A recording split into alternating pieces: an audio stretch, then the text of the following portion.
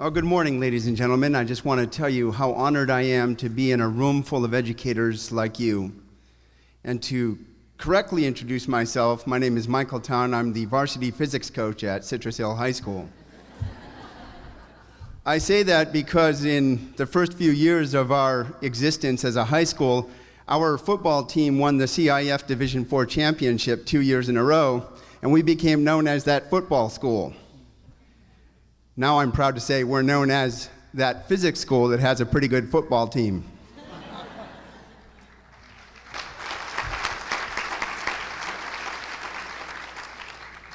I just want to say that I could not be standing here, certainly alone. None of us could.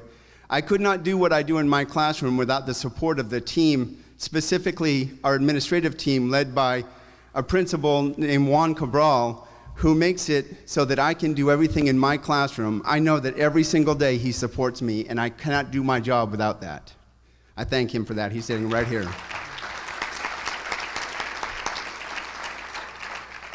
Talking just briefly about the strategies that you saw, I'm sure that you all recognize them. And they started for me 11 years ago when I realized what a weak teacher I was. Being a weak teacher was a strength for me, I see now in retrospect, because it made me go and seek help from better teachers, a strategy that I still employ, and I hope and expect that all of you do as well. One day, to tell a brief story that changed my life as a teacher, I was teaching 5th grade, and I am sad and embarrassed to admit that I had a student I hated. His name was Timmy. Timmy was hell. Timmy made me hate coming to school. I seriously considered quitting. The things that Timmy did were every worst nightmare of a teacher, first-year teacher that you could imagine. He was put on this earth, I thought, to test me specifically. I mean, what an egocentric idiot I was. I went to the principal and tried to get her to take him out of my class, and she said, "No, Michael, we're not going to change a student." Patiently, she said to me. Months I went documenting the crap that Timmy pulled in my class. Until one day, Timmy finally did something I said, yes. He threw a book through a window.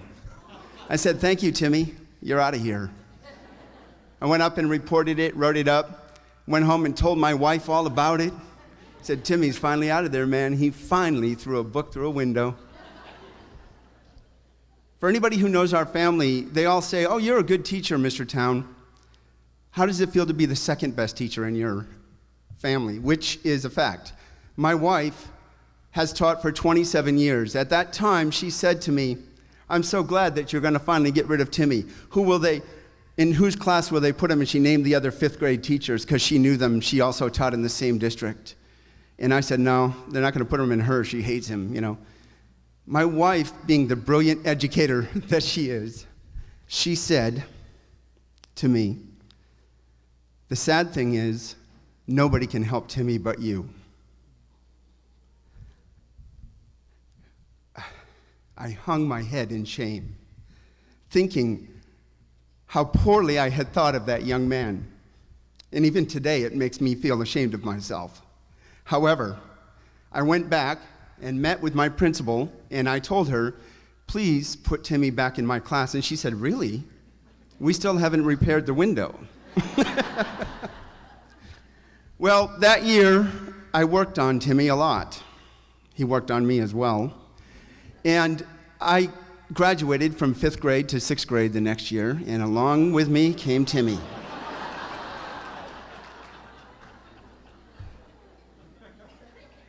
At the end of 6th grade, when he moved on to middle school, his mom hugged me. And in tears, she told me, "Nobody believed in Timmy but you. He was headed for the alternative school." And so I just tell you right now, the relationships that we build with our students can be so critical, and it's ironically the ones that we like the least sometimes that we can affect the most. So that started me down a path, and for the past 10 years, I've never forgotten that time. And so just to talk briefly about the strategies that you saw on the video here, I'm sure that you noted, what I will do on a regular basis is I will break students into groups of 3. And I do that randomly. I give them random cards and move them into groups of 3. And I do that enough times so that they start to think it's random. And then I devise heterogeneous groups and homogeneous groups without them knowing it. And they're so accustomed to being broken into random groups that they simply don't know that they're being broken into heterogeneous or homogeneous groups. And so I can get them to do the kind of thinking and talking that I want them to do. I think you saw in the video, one of the things I do is I'll say, what's the basic physics that I want you to know here? What doesn't the A person in each group tell the group? And if you had seen what the students do, the students will then engage in a 1, 2, or 3 minute episode of discussing what the fundamental physics is. That gives me a chance as the teacher to walk around, hear what they're saying, listen for common misconceptions, and then either correct it on an individual group basis or as an entire group, as the case may be. I also have students, I know that all of you in here are familiar with Socratic seminars. Another word for that is a dialectical conversation. What is a conversation? Hell, our students don't know what a conversation is. We've trained them since the beginning of their education to think that a conversation is telling the answer, because that's what we trained them to do. When I taught 4th grade, my 4th graders would come in, they'd say to me, I'd ask them, what's 7 times 7? They'd say 49, and I'd say, how do you know? What do you think is the most common answer they gave me? I'd say, what's 7 times 7? They'd say 49. I'd say, how do you know?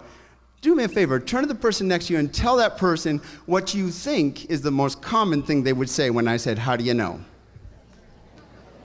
Michael, we have 2 more video slices we need to see. Okay. We've got about maybe 5 more minutes. Okay, we'll go on to those. All right. I heard a bunch of answers, and they're very common answers. I'm not sure I heard the right one. The most common thing they would say to me is I'd say, what's 7 times 7? They'd say 49. I'd say, how do you know? And they'd say, 42. In other words, they changed their answer because they were not accustomed to me asking them questions about a correct answer. They assumed that if I were asking the question, it must be a wrong answer. We don't ask questions when they're right. We don't do it. That's what we need to do. I think we have another video. Okay, so many strategies going on at the same time. I probably won't have time to comment on all of them. You're all trained educators, you recognize them, but the thing that I think I would like to focus on is that I name strategies after students. I say, let's focus on Sergio's strategy and Maribel's strategy, because then Sergio will go about explaining his strategy to so many students. And I will come back to it time and time again.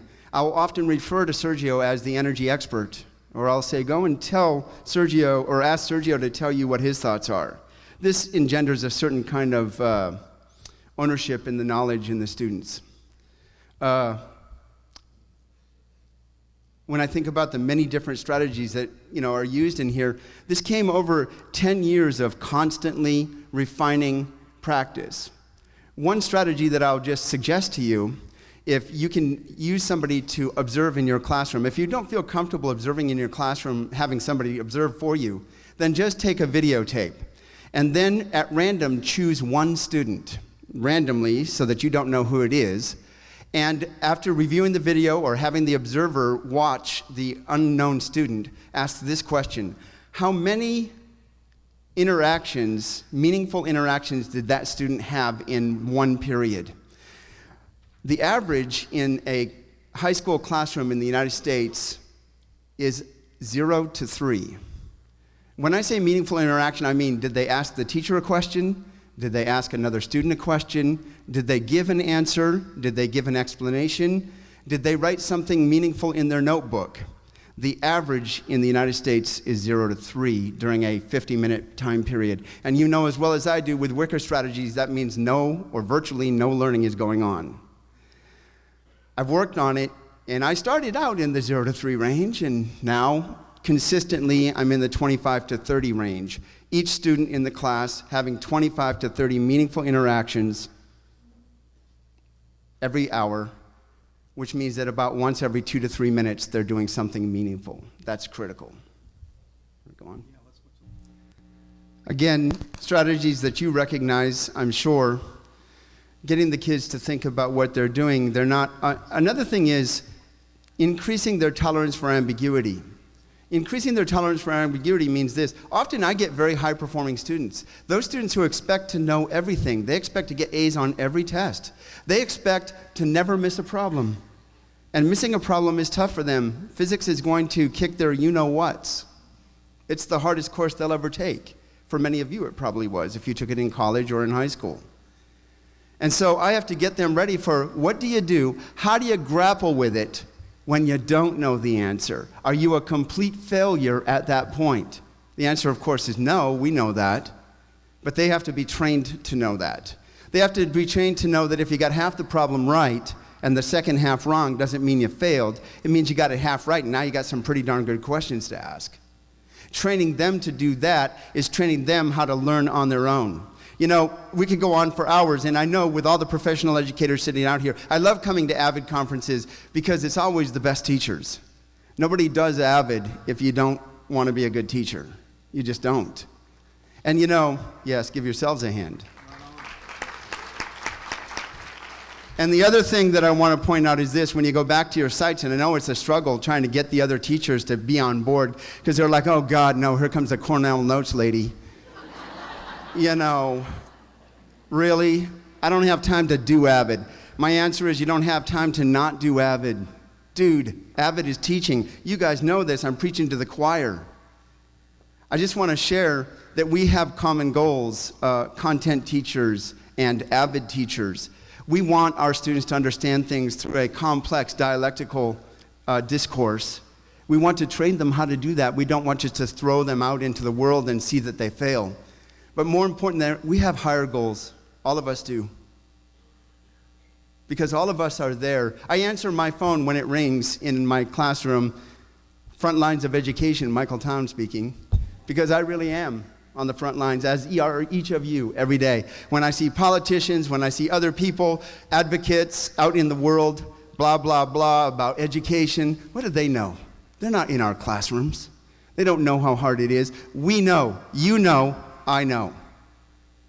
But we all share these common beliefs and these common goals. And I'd like to close with a quote from one of my favorite educators, Paulo Freire. He said, to affirm that students are people, and as people they should be free, and yet to do nothing tangible to make this affirmation a reality is a farce. We know, you in those chairs, and me, we know what our students need. If we don't go out every day and do what we can to make it happen in our own classrooms and in the classrooms of our colleagues, then we are not living up to the needs of our students. Thank you very much for your time. I appreciate it.